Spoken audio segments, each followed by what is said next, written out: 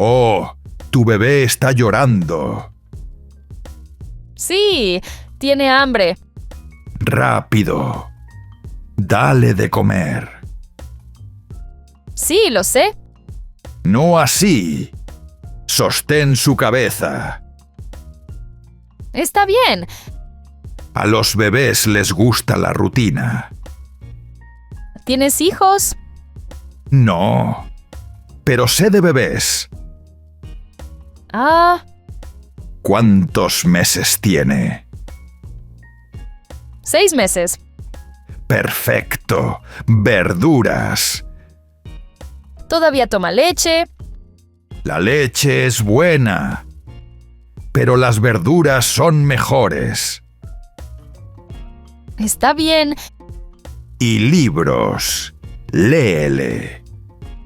A los 6 meses. Sí. Es bueno para el cerebro. ¿Y tú lees mucho? Yo no veo la tele. Ah, Tu bebé duerme bien.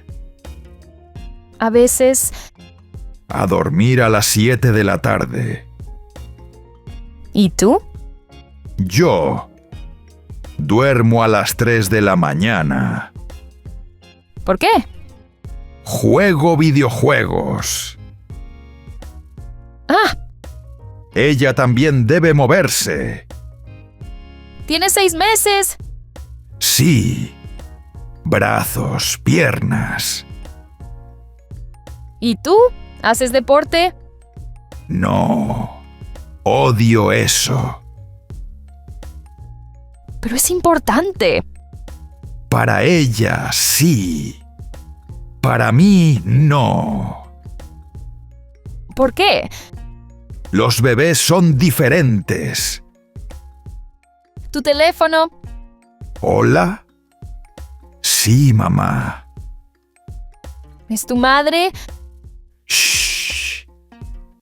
Sí, mamá. ¿Vives con ella? Sí.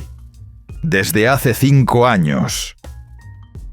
¿A los 35? Es complicado.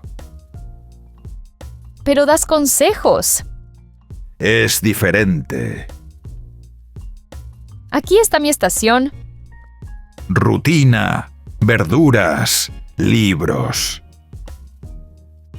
Deporte, sueño, independencia. Quizá. Adiós. Buena suerte. Thanks for watching. Continue with the next dialogue or choose one from the playlist.